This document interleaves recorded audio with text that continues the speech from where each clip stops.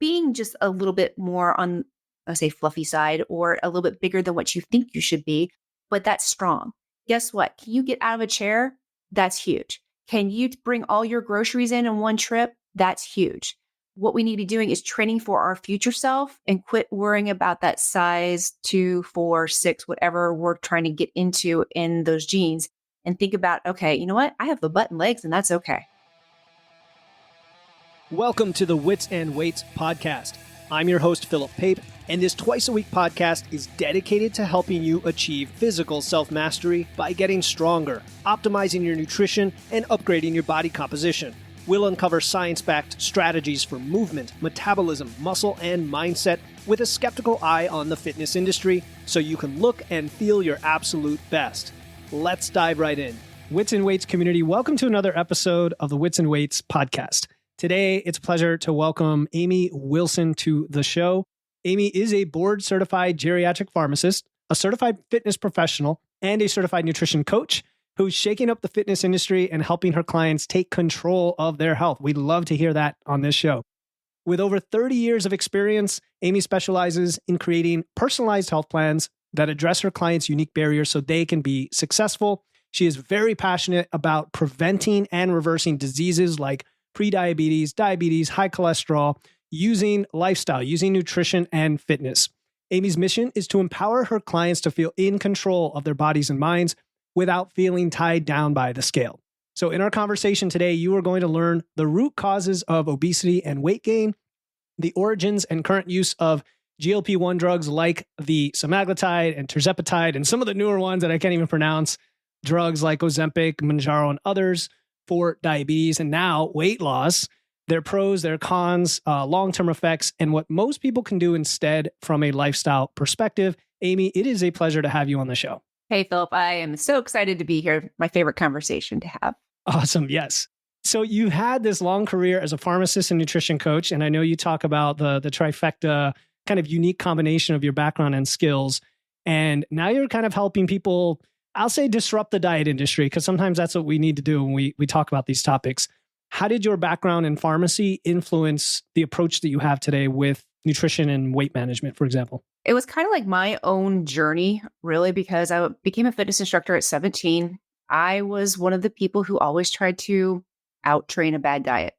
Let's just be honest. That's what I did. That's what a lot of us still try to do. We try to out-work out the things that we're eating. Like, oh, you see all the t-shirts, I run for tacos, or whatever it is. And it wasn't really until I became a geriatric pharmacist and working in the nursing homes that I really started seeing more lifestyle diseases. Because here's what's happening is that it used to be, in what you're probably thinking of a nursing home, is that it's people in the later stage of their life, their 90s, their hundreds, that they can't live by themselves, they're frail. The problem is that is not what's going on today. Now it's 40s, 50s, 60-year-olds who are in nursing homes. A good majority have been because of maybe lifestyle. Maybe it's a stroke at an early age, heart attacks, diabetes, which causes issues with your kidneys, or renal disease. Could be because they lost a limb due to diabetes. So I started looking at this with my journey going through perimenopause, menopause, gaining weight. And it was one of those aha moments that I'm like, okay, yeah, I'm still trying to out-train a bad diet, but it goes deeper than that. It goes deeper than chasing skinny, which a lot of us have been doing forever. It's now that, hey, I'm in midlife and I don't feel like I'm in my 50s. I still feel like I'm in my 20s and 30s. And I want to make sure that in my 80s and 90s, I'm feeling like I'm in my 50s and 60s. So it's now stopped to chase skinny. It's now starting to focus on health and strength, which is nutrition and weightlifting, to change the course, to change our course. And what I started seeing was that, hey, with my clients that came to me, it's like, they'll go to the doctor. The doctor says, you're pre-diabetic, or maybe you're diabetic, or you have a heart condition, that you're high blood pressure or high cholesterol. And they come to me, it's like, hey, I don't want to be on medication. Well, I'm a pharmacist who prefers that you're not on medication. Medication is a great thing, but it should be the last resort. It should be the first thing. You can reverse. So that's where I started seeing pictures like, you know what? We can prevent you from being in one of my nursing homes. That's really my ultimate mission, is let's stop that. Let's start working on prevention, which is what we should be doing for healthcare, instead of going for the medication and thinking that, oh, there's a pill to fix that. How about we start using food and fitness to fix it? You're speaking my language and that of those who listen to this show 100%, especially when you talk weightlifting, because I agree as well. And I think until you get into this space and start to apply these, whether it's to yourself or with clients or others, and you see how life-changing just small differences in your habit in a very short period. I mean, like, I didn't start really getting in shape till I was almost 40. And I've seen my peers degrade. And again, I'm only in my 40s. And yet I see people who look 10, 20 years older.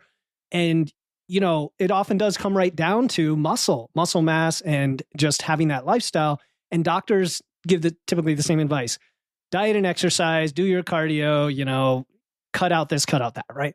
I was surprised for you to say that nursing homes are now filled with much younger people. Like, I just wasn't aware of that statistic. And I think it's another wake-up call perhaps for what we need to do here. So I guess let's dissect a little bit the obesity and the muscle mass, kind of both sides of that equation, and the root causes of all of this, because I think that's going to lead to, when we talk about these medications and people who are on them and maybe things that they're not doing that they could be doing and maybe don't have to be on them, that's where people want to be. So let's talk about the rise in obesity and what they're linked to beyond the obvious, is the way I'll put it.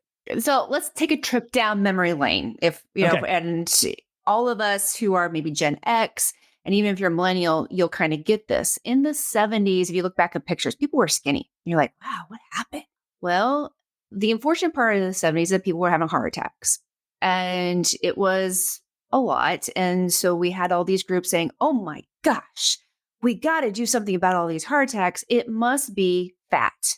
It must be all the saturated fat that's causing it. So instead of kind of looking at other things, they're like, it's fat. Fat's the problem. Guess what happened in the 80s? We replaced fat. We went low fat. We went fat free. Snackwells. Exactly. That's the classic. Right? That's the classic. It's Snackwells. Yeah. And right. The thing is, we have a lot of belief systems, and a lot of our belief system is multimedia or things that we read over and over and over again that just kind of ingrains us. So we had this where fat was bad. The problem is when you go with fat-free, low-fat, you're now going with additives, chemicals, preservatives, and sugar. So we replace something. We replace being relatively thin and having some heart disease with now being overweight and diabetes and being insulin resistance, because our bodies are just this huge chemical reaction. They require vitamins, minerals, proteins, fats, carbohydrates. They don't require preservatives, chemicals, artificial stuff. And in fact, they don't have no idea what to do with that. Causes us to be hungry. When you think about going to something like Chinese, let's say, just because you're just having a lot of carbohydrates, it spikes your blood sugar, you're usually hungry a couple hours later. Same thing when you're eating a bunch of diet food. Think about when you're on a diet and you're eating the lean cuisines, the healthy choice, the diet bars, the diet shakes. You're starving all the time. It's because you're not giving your body the nutrition that it needs. So we're in this diet culture and we're bigger than ever, which is just crazy. So we've created this culture. We've also created the convenience culture that, hey, mom, you're too busy to cook. Come through the drive-thru. Let us help you. Let us make your life easier.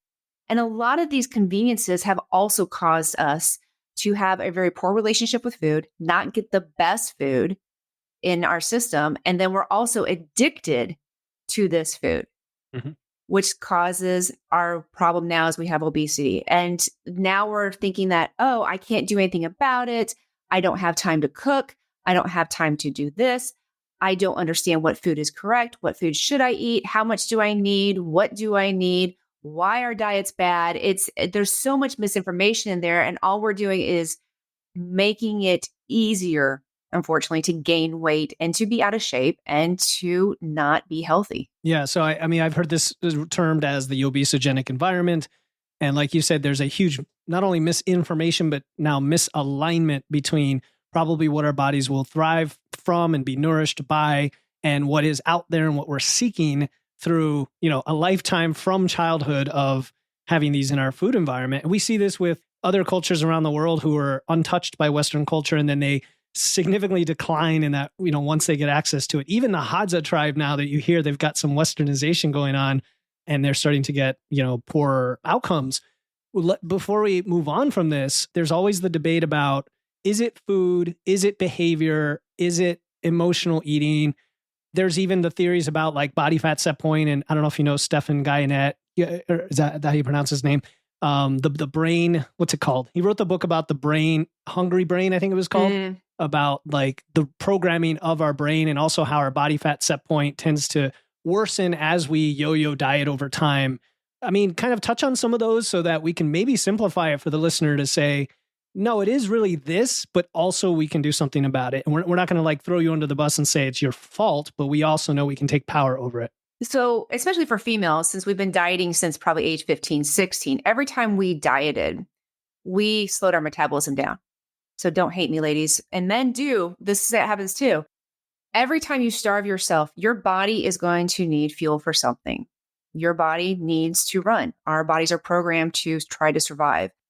You need amino acids, it's coming from your muscle. You need vitamins, minerals, it's coming from your bones.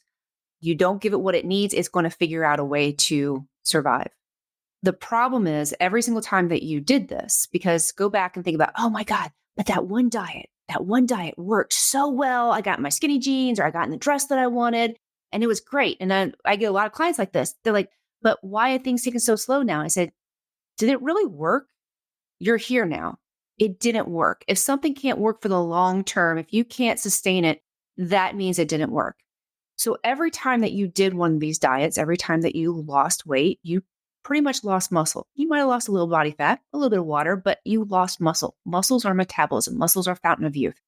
When you lose that, you slow your metabolism down every single time. And then all of a sudden, 40, 50, your hormones switch and they start changing. And you can't understand why you're gaining weight so fast. Yes. Does it happen with perimenopause, menopause? It absolutely does. Does it happen with men as they get older, especially if they have body fat? Because now they have estrogen because they have body fat. So when you start doing that, the weight keeps coming on because we kind of set ourselves up for this. But the good news is that yes, you can reverse. Yes, you can get that muscle back. You can decrease your body fat. You can change your body composition, but you can't do it starving and you can't do it with doing hours of cardio. Couldn't have said it better. That was a good summary of the whole idea that, yeah, if you're constantly, like you said, starving yourself, you're accelerating this process. You're losing muscle with age from the fact that you're not using it probably. And then hormones accelerate that process even further, peri and post-menopause, but also with men and lower testosterone and everything else. But you can reverse it at any point. Tell us how old can you be before none of this works? Oh, I have clients in their 70s and 80s. So I would say, yeah, exactly.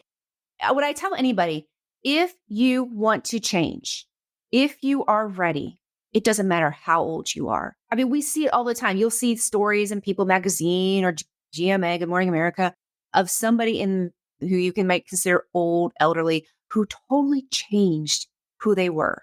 And maybe they got rid of a disease state or they lessened a disease state because they finally said, it's enough. I'm done. I am going to get healthy and this is going to be who I am now. And I think that is what you have to decide is that I always have people is like, oh, but they want to pick and choose, but I want to do this, but I don't want to do this. I want to do this or I want to do this. You have to realize is that they're a bunch of puzzle pieces and you have to put them all together. Does it have to be difficult? No. And that's what I was like, let me get on my soapbox and stomp my feet. It does not have to be difficult, but you do have to do some changing and you do have to be changing your beliefs and some myths that you've been believing for maybe years. Yeah, that's a good way to put it. We're going to tease now. So some of these lifestyle things we're talking about, we're going to tease that for later in the episode because what I want to do now is segue into the origin of some of these weight loss drugs and then kind of the journey of, people's usage of them, how we think of them, and then eventually tie that into what can we do instead? Like what's kind of more optimal approach that gives you control over your situation. The GLP-1 drugs, and you can get as technical as you want. I love geeking out on this stuff and a lot of the listeners do, so don't worry about that. They're super popular. There's a lot of confusion over naming, but I know there's the compound names like semaglutide. And by the way, the Wall Street Journal had in their podcast recently, like a background on these drugs from the 90s. And they talked to the guy who invented the original one. And he said, it's pronounced semaglutide. I don't know if you agree with that, but a lot of people say semaglutide. So anyway, um, he said it, so I'm Whatever going he with it. says, that's what we're going with. Yeah. So semaglutide, tirzepatide, and others that then have brand names, very well known, Yeah. like Ozempic, Wegovy, Mounjaro, and then you pointed out Zepbound as well. So now these drugs were originally designed for diabetes. Mhm. And what's the origin that you know of? And how do they work in the body to change things? Like I know they control hormones or maybe blood sugar. How do they work exactly? So it is a huge discovery. So GLP-1 is a hormone that's in the gut. Mhm. Let me say, like I said before, is that medication is sometimes needed. Absolutely. But we have to realize is medication sometimes, in a lot of ways, is a treatment, not a cure, especially for lifestyle diseases. What we want to do is try to cure it with fitness and nutrition. Now, if you're type 1, but type 1 diabetics won't be on GLP-1s. But, yes, we've had GLP-1s for years. And I'll get that. People are like, but it's been safe. Okay. GLP-1s have been pills that you take on a daily basis for diabetes. With those, there's been a small amount of weight loss. Not a lot, maybe 5%. When someone's diabetic type 2, that is good. We want them to lose some weight. The problem, or I'll say the problem is that what happened with GLP-1s is that they were a daily pill. Great. Then they started looking at a once a week injection. And that's where everything changed. So what is a GLP-1? GLP-1 is a glucagon-like peptide that is secreted in your gut. It helps with insulin secretion. It decreases or inhibits glucagon secretion. And then it also slows down gastric motility. In the injection form, it's like GLP-1 times 100. So it's more powerful. We didn't realize that there's also GLP-1s in your brain. That's just recent, which I think is just, let me geek out. Holy freaking cool, right? Totally cool. It's like, okay, so why didn't the pill work? Well, what happens when you eat, because guess what? You could stimulate GLP-1 naturally, because it works naturally. We have it in our system naturally.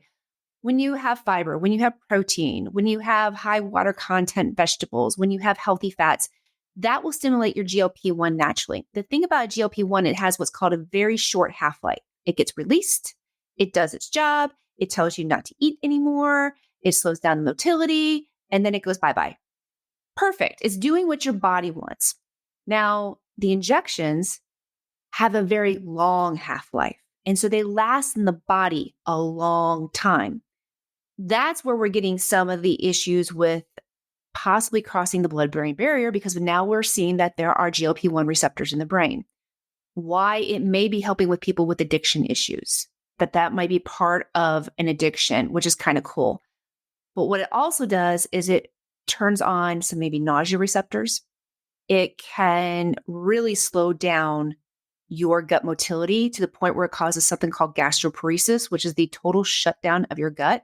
That's not a good thing, and it's unfortunately not reversible. And the other issues is that it makes you nauseated. It makes you not hungry. And I know every female is going, yes, finally, I won't be hungry. But guess what? That's not a good thing. That really isn't a good thing. I know we crave food. A lot of times we crave food because of not feeding our bodies properly, because we are what I call sugar burner, is you're constantly feeding your body carbohydrates and sugar and not getting also your fats and proteins and your good complex carbohydrates in. So you're balancing your blood sugar. So you're not always reaching for those candy bars. So not being hungry and not eating. Remember I told you what happens when we're younger and we stop eating, we lose muscle and we start going from our bones. Well, hello, midlife women. The thing that we don't need to do is lose muscle and lose things from our bones. You don't. And men, I see osteoporosis in men now. Don't need to be doing that either. So the problem with GLP-1s is that, yes, can they cause you to lose weight and be skinny? Yeah. But what we're going to start seeing in 4, 5, 6 years down the road with these people who have been on it for a long period of time. And first of all, if you're on it, I am not condemning you, because if you're on it, please be working with somebody to make sure that you're getting enough fuel and making sure that you're keeping your muscle. If you are on it and you're not doing that, what could possibly happen if you don't start taking care of your body and your fuel and your muscle and working on eating enough, is that you're going to lose muscle. your bones are become brittle. And what we're going to start seeing is frailty. And that's a geriatric term, meaning if you see somebody who is shuffling, who looks old, who looks like they just blow over, if you just, blow on them and they're going to blow over, it looks like any bone will break any second. That's what we're going to start seeing. We're going to start seeing hip fractures. We're going to start seeing people in the nursing homes who are young due to a GLP-1. Because we're using this as a lifestyle drug without taking the responsibility to make sure that we're using it correctly. Good. Yeah. You touched, two excellent topics we should get into. One is going to be the muscle loss. I want to start there. And the other will be what do we do in conjunction, even if you are taking it, to actually at least get the best result out of it. So first, the muscle loss. All right. So we all, I shouldn't say we all know, but people who listen to this show have heard me say many times, if you're not strength training and you lose weight, which is what most people are doing throughout their life when they diet, they lose muscle mass and then they gain fat back and they constantly get more skinny fat, or they just get overall closer to that obese level of body fatness. Does treatment with these GLP-1s increase muscle loss above and beyond what you would be if you were just in a crash diet on your own, mimicking the same deficit as being on these drugs? Or is there something above and beyond that it's causing? I'm going to say it's above and beyond. And the reason is most time a crash diet, the most that you can be on it by yourself is 5 to 10 days. Because by then you're like, binge, right? Because that's what happens. Your body's like, feed me, feed me, feed me. Hyperphagia, yeah. Right? Yeah. And with the GLP-1s, it turns that off.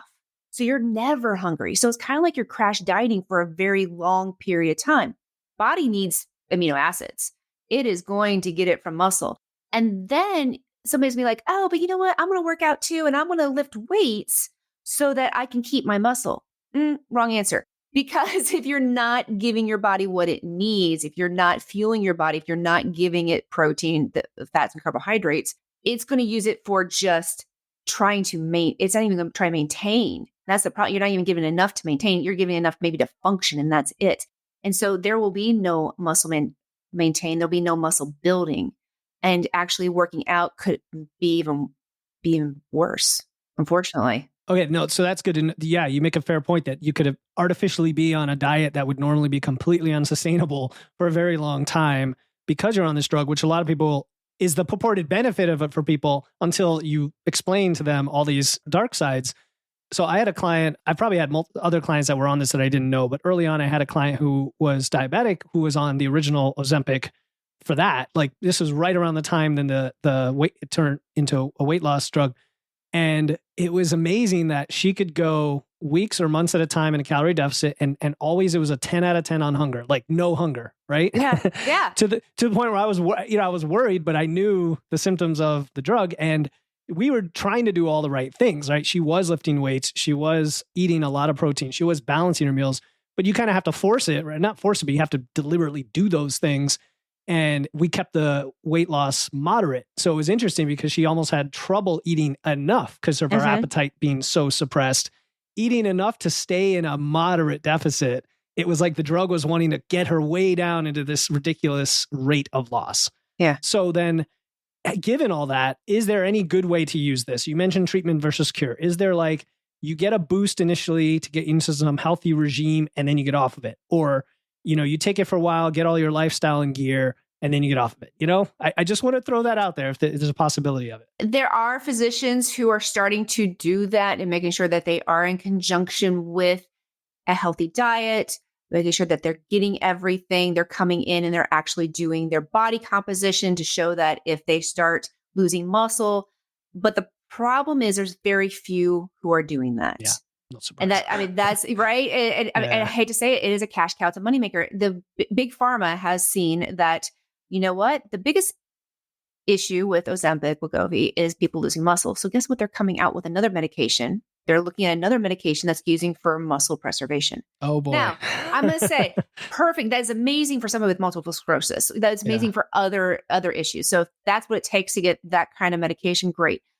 But you're looking at someone who has Ozempic, let's say they're having bowel issues. So they're on something for that. They're having nausea. They're on something for that. They are having muscle wasting. So they're on something for that. And it's like, now you have this big polypharmacy to be skinny. I totally get people are like, I'm obese. I need something. This is what's working. Okay. Well, then we need to start looking at the ramp to get off. And that is slow and working with somebody, because you're going to have to start learning how to eat, what you need to eat. And you're going to start having to learn how to lift and work out. And the biggest proponent I always get is like, but I don't have time. I don't want to think about it. I don't want to have to think about to eat. I don't want to think about working out. It is, as trainers, we always say, choose your hard. What's your hard? Is your hard going to be in a nursing home in 10 years because of this? Or is your hard to learn how to change your lifestyle? For me, it's a no-brainer. I work in the nursing home industry. I see what it's like. Excuse my language. Hell no. That's not what I want. And I think most people don't want that either. What we want to do is try to prevent that now. So yes, it's hard, but you can do it. And the thing is, we can make it doable with baby steps, and you do not have to work out for hours. 30 minutes a day, do something called NEAT, which is non-exercise activity thermogenesis, which just means moving your body. And you are perfect. You are perfect. But we have to get out of our head, females, skinny does not equal healthy. And being a certain size is maybe not what's right for you. And maybe it's being just a little bit more on, let's say, fluffy side, or a little bit bigger than what you think you should be, but that's strong. Guess what? Can you get out of a chair? That's huge. Can you bring all your groceries in one trip? That's huge. What we need to be doing is training for our future self, and quit worrying about that size 2, 4, 6, whatever we're trying to get into in those jeans, and think about, okay, you know what? I have the butt and legs, and that's okay. Absolutely. We need to get this message out, because I've met with a cardiologist this week and a trainer this week, and it seems to be coming up more and more and more, this concept of there's body image, there's body fatness, there's skinny fat, and there's all of this gets conflated together. And at the end of the day, like you said, do you want to be in your 70s or 80s, not able to get off the toilet, or in a nursing home, or on 20 medications? And I see it in my family, and I'm sure everyone listening who has an older parent or grandparent has seen what frailty does, and it's not inevitable. Like, that's the message. It's definitely not inevitable, even though it is 95% of the population, probably, which is sad. Before I started working with Philip, I had been trying to lose weight and was really struggling with consistency. But from the very beginning, Philip took the time to listen to me and understand my goals. He taught me the importance of fueling my body with the right foods to optimize my training in the gym, and I lost 20 pounds. More importantly, I gained self-confidence. What sets Philip apart is the personal connection. He supported and encouraged me every step of the way. So if you're looking for a coach who cares about your journey as much as you do, I highly recommend Philip Pape. Okay, before we get to more digging into lifestyle, then, just back on the GLP-1 drugs here, I've heard the advertisements and I've heard the stories that come on in the media where people will say, you know, I just couldn't lose weight, right? Weight loss resistance. And there was no way I was going to lose weight. And now I'm on this and it's changed my life. And it's always that message of, oh, I wish I could look at their lifestyle. I wish I could do like an intake with them and see the simple things they could change. I know they're not lifting weights. I hate to say it. I just know it, because if you are, all of this stuff tends to go away. Even eat more food and lose weight. I mean, it's crazy. What are your thoughts on that? Kind of the more touchy side of it there. I mean, okay, so let's talk about the celebrities who are on it. Said, I've tried everything, and I would love to see, okay, were you really lifting weights? Yeah. What were you eating? Were you eating everything from the craft cart that's coming in that they're catering? Are you focusing on real food? Are you focusing on the diet, the quick fixes? Because let's face it, in Hollywood, what they do is they do quick fixes. And guess what? It catches up with you. So could some of them be insulin resistance and maybe they do need this? Absolutely. There's a possibility, but you have to use it with nutrition and lifting weights. There's not, let me just do Ozempic and not forget about this part. No, let's do this part. And if you have to have Ozempic, okay, we'll work with you. I'm not saying we'll figure this out and maybe it can be the lowest effective dose, period. But let's try this first and see what's going to happen. Here's the problem. That's slow. It's not sexy. It doesn't come off fast. It's frustrating. And what I love James Clear, Atomic Habits. I don't know if you've read that book. I mention it all the time, for sure. Okay. So my favorite analogy is with the ice cube. And this is what I tell my clients over and over and over again when they're like, it's not coming, it's not coming. I'm like, okay, first of all, this didn't happen overnight. We are retraining and healing your body from the inside out. And you don't see the inside. You don't see what's going on. You don't see the chemical reactions that are now going boom. You don't see the muscle being built. So I want you to think yourself as an ice cube, but an ice cube doesn't melt until it hits 32 degrees. But guess what happens at 20, 21, 22, 23? All of a sudden, these atoms are moving faster and faster. All the molecules are moving faster and faster and faster and faster. But you don't see it. You still see this ice cube as a solid state. 29, 30, 31. It is still a freaking solid state. It's not moving. It's not budging. My body's not doing anything. And then all of a sudden at 32, we got a puddle. 33, puddle, without any ice in it whatsoever. Holy crap, how the heck did that happen? It's the same thing with our bodies. So it may not be 5 days. It may not be a month. It might be, like for me, it was month 6 that all of a sudden I lost 7 inches from my hips. It was like, excuse me? That wasn't because of that month.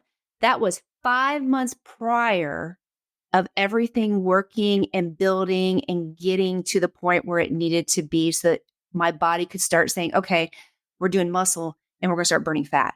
Yeah. It takes time. And that's what people don't want. And unfortunately, we're in the give it to me now society. Instagram. Don't like it, flick up to the next reel. Let me go look on it on Amazon so I can get it in one day. All those kind of things. And we have to realize that our body is not on that timetable. Our body's on whatever timetable it wants to be. And mine's different than yours and different than whoever's listening to this right now. It's different. But the one thing I can tell you is that we don't get side effects from food and weightlifting. Yeah, no, nothing but good side effects. Yeah. So the power of compound habits is so true. It's like this flat line that starts to accelerate eventually. Someone else put it to me this way, at least in fitness. After 3 weeks, you start to feel it. After 3 months, you start to see it. And after 3 years, you start to be it. It was like this idea of, it's a really long-term process. And even after a year or two, you're still figuring things out and developing the skills, but it's so much fun. Yeah. The actual process can be so much fun if you kind of do it the right way for you. You mentioned, so a couple other things that came up. One is you mentioned effective dose. I was wondering about that when it came to these drugs. It sounds like there are different dosage levels you can have. It's not just one pen that everybody gets. Okay. Yeah. Is it, are they typically started at the lowest or? They're started at the lowest and then they'll keep increasing. And just know that there are people who are resistant to these drugs too. There are people that it does not work with. Sure. So, and then there's some people, they'll get the side effects right away. Then they refuse to do it because they're getting the nausea, the vomiting, that they stop right away. If once again, everybody's different. We all have a different DNA profile. And that's what people have to realize is that, and that's a beauty thing about the earth, the world, is that we are all different. Right. And the newest of the new drugs, you mentioned Zepbound or something. What's different between that and the older ones? Well, I haven't seen the studies per se. I've just seen kind of like the blurbs is that it's supposed to be even more potent, which scares me. Yeah. But that's in America. What do we want? We want it. We want the max. We want the extreme. And yeah, it's kind of scary. Well, especially since they are expensive. And I know, of course, people complain about it. And why isn't insurance covering it? Medicare doesn't cover weight loss drugs, all this other stuff. And, you've got the compounding pharmacy debate going on because the FDA put it on their shortage list. And so you got right? All of that. But like, if you just don't take it, you don't have to worry about any of that. Yeah. Yeah. What about somebody who has excessive weight to lose? Let's say they're up in the 300 plus range. I've heard these stories where the excuse, the reason, whatever you want to call it is, I just hurt too much to move and do any of the lifestyle things. Is there some point where you're like, yeah, maybe this actually is the last resort for someone? Or what are your thoughts? I understand that. I do. But if you're going to use it, get with a trainer. What I have seen in my facilities is that those who are larger doesn't seem to work very well. And which I don't know why. And it could be because they don't move. It could be because their BMR is so low that just nothing's going to work. And yeah, they don't eat. They're not losing the body fat. And that it could be that they're resistance. I don't know. But okay, so if it starts coming off and you're not hungry. Okay, but let's start working on your muscle mass. Let's start working because I hate saying it at the end of the day, but I'm going to say it at the end of the day. If you don't have muscle, I went to a symposium a long time ago, and it was a functional person. He said, our biggest issue growing old is buttlessness, is not having glutes. Okay. Yeah, for sure. And I can totally see that, because if you don't have glutes, you're not able to walk. You shuffle. You're not able to stand. You're not Posture, able to yep. posture. You fall, go in the bathroom. So yeah, you're going to lose the weight. Great. It may help your heart. Great. It may decrease some of your diabetes. Great. But are you able to live? Are you able to lift? Are you able to walk? Are you able to do things? Yeah, we had Sue Bush on the show recently talking about glute training, and that was the premise, was the functionality of it, not to mention just having a shapely butt. It's the function. So when people hurt, like when I hear these stories of larger individuals, and I've had a few clients that were on the bigger side, not necessarily like clinically obese, but like in the mid to upper 200s, let's say for a 5'10" male, that's getting up there. Even if things hurt, almost invariably, one of the solutions is just find a movement pattern that mimics something that eventually becomes a full range lifting pattern, and start doing it, and it will start to feel better. My own mom, she doesn't mind me talking about it. Like, same thing, painful knees, painful hips. We got her coming off the couch, getting down to squats.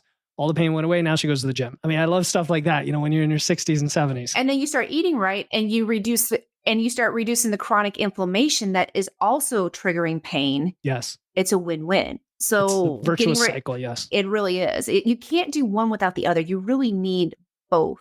So then let's talk about lifestyle. Let's get a little bit more specific. If there's something you recommend for those listening who maybe have been struggling with the whole cascade of things that we hear, it could be both they've had trouble losing weight due to whatever reason.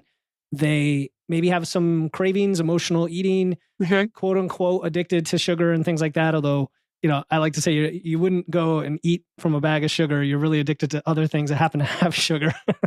And all those things. It's just, if somebody comes in and they're just a mess, okay, where do you start? Let's just go there. The first thing is what I do. And when I train, I have virtual clients. I'm all over the world. And let me tell you, it's not just the United States that has this issue. I have clients in Europe and in Australia, and it's the same thing. So don't worry, we're not alone. But what is it with Australia? I also have a lot of clients there. I don't know. Maybe it's just because you speak English. Well, but with Australia, I think too, is that very similar to the United States, is that it's what they call takeaways. A lot of fast food, a lot of this kind of same issues that we have in America. The first thing to do is just, you have to look at everything. Look. So you made the decision to start, which is, I think, the biggest thing in the world, is that you, first of all, said, okay, I'm going to start. I think the worst thing that you can do is what The Biggest Loser does. And they're like, here you go. You're going to work out for hours. We're going to give you all sorts of clean food, and we're not going to tell you how to do it.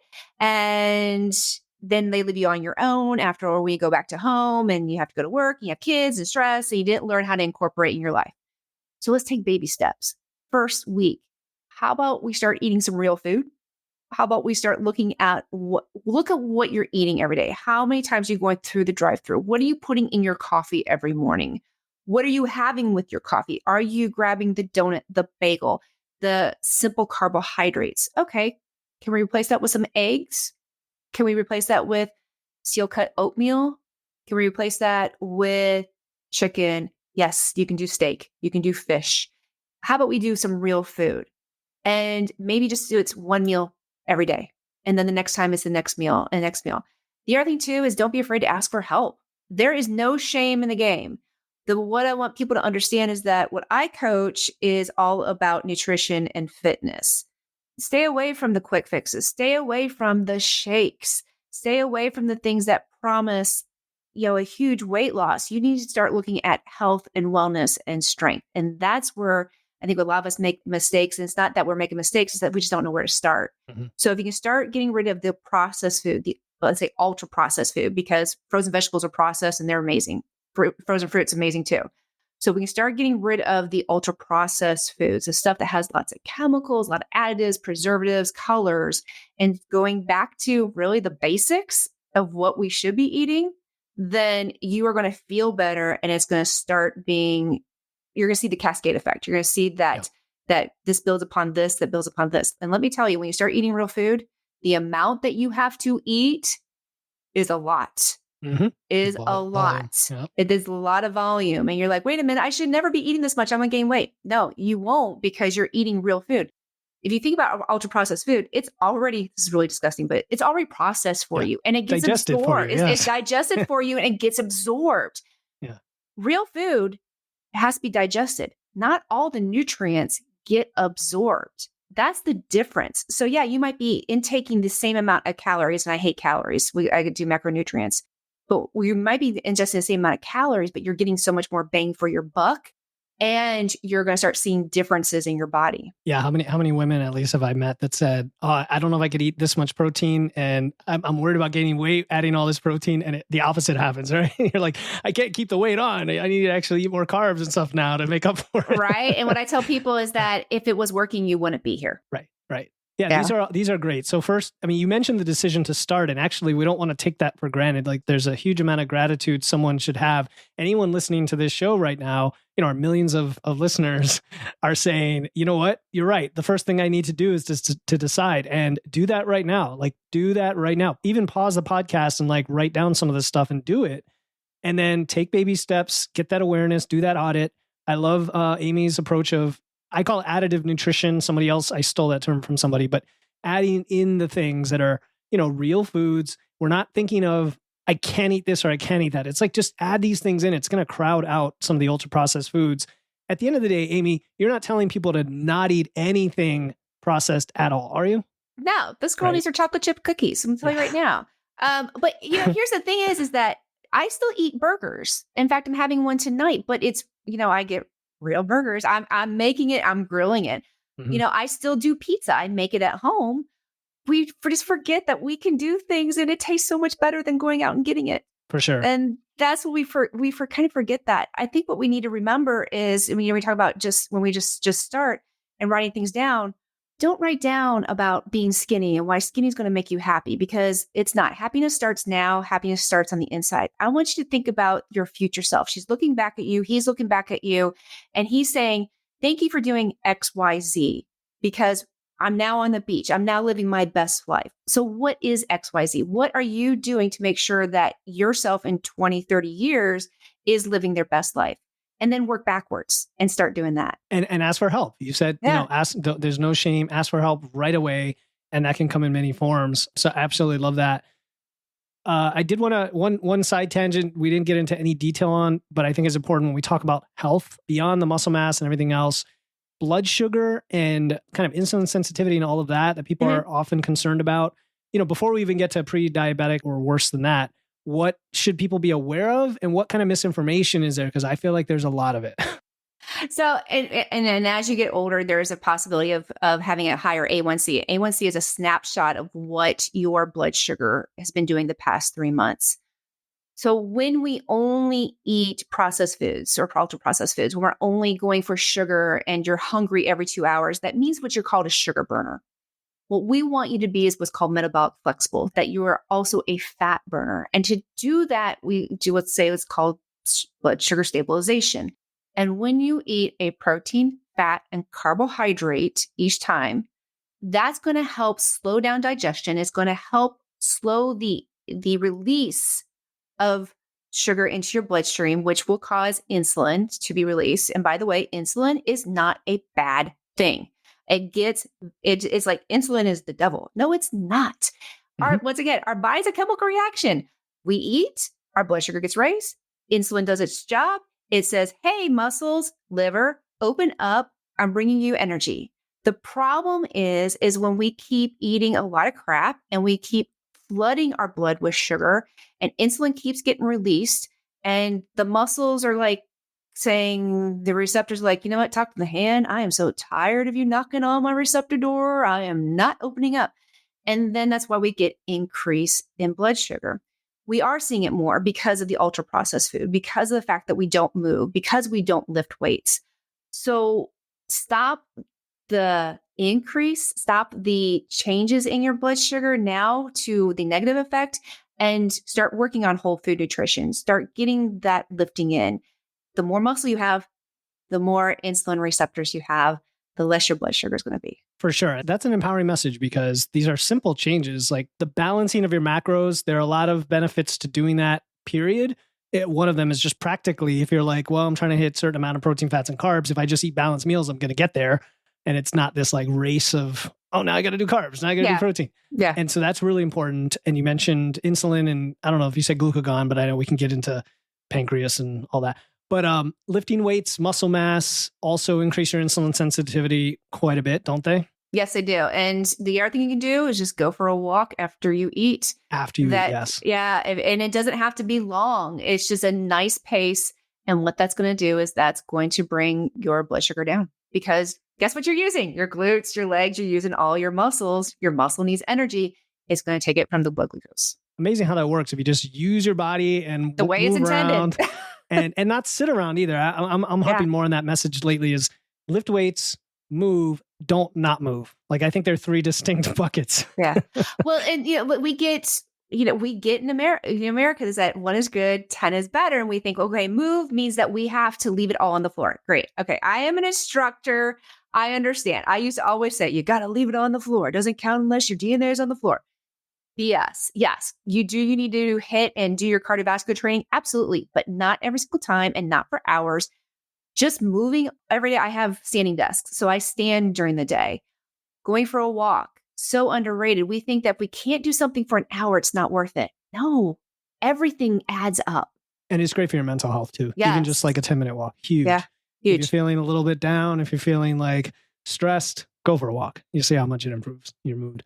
If there's one thing you had to say, Amy, this has been incredible and the time's flying by. If there's one piece of advice that you would give of either everything we've talked about or even something we haven't today to take control of their health, what is it?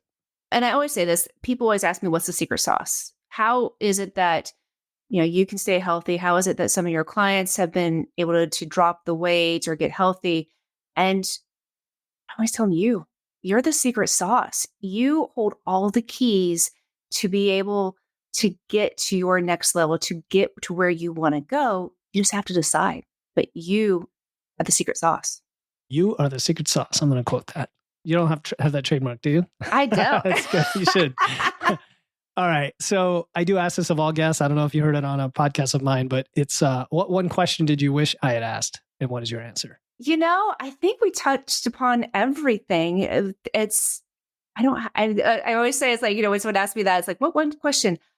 I think that the one question would be, why should you not ever do working out or nutrition? Okay, right? That's an interesting one. Okay. Right? Play devil's advocate. Yeah. Play devil's advocate.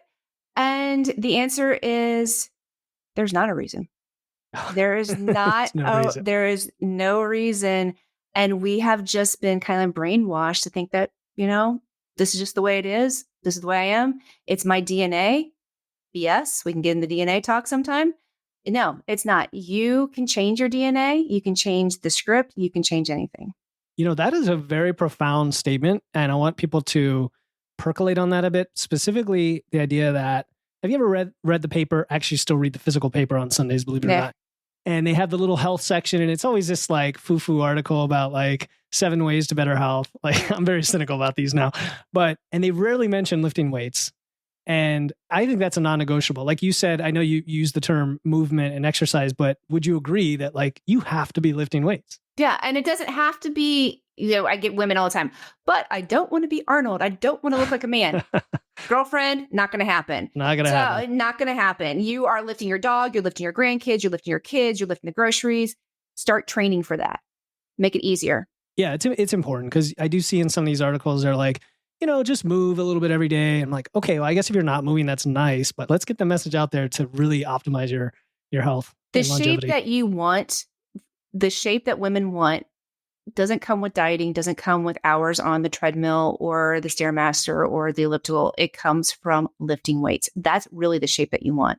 That's right. That's how you become superwoman, lean, lithe, fierce, strong, whatever adjective resonates with you. And Amy, this has been a pleasure so much. Where can listeners learn more about you and your work? So if they follow the whole time, they could either do 2 things. They can go to my website. Wait a minute. Don't say that. Everyone's still listening right now. Okay, go ahead. So since you listened, how about that? So since you listened to the whole thing, you can go to my website, www.amykwilson.com. That's amykwilson.com. And AMYKWILSON. And you can send me a message and say Wits and Weights, and I would love to send you a 5-day fat loss blueprint. Or if you are an Instagrammer, hit that follow button and send me a message that you listen to me on Wits and Weights, and I will send you a 5-day fat loss blueprint that has lots of different recipes to help you get started and make it not so hard. Awesome. So we will throw that in there, amykwilson.com, and your IG handle, which is what again?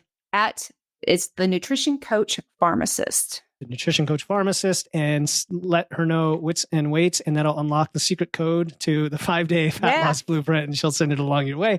Amy, it's been a pleasure. Thank you so much for sharing all your wisdom and your insight with us today. No, thanks for having me.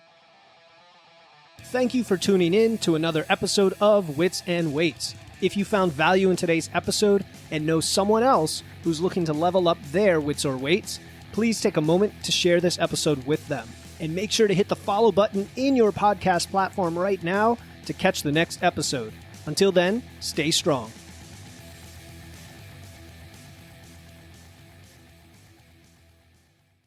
Hey, before you go, I want to let you know about a free resource I have. They are free guides on everything from fat loss to eating out to building muscle to managing hunger to figuring out the best macros for you and more being added all the time. You want to get the most out of these podcasts and your time to look and feel your best, and these free guides will give you a quick and easy way to know what to do. If you want to get your hands on these completely free guides, you can head over to witsandweights.com/free. That's witsandweights.com/free to get your free guides and level up your results today.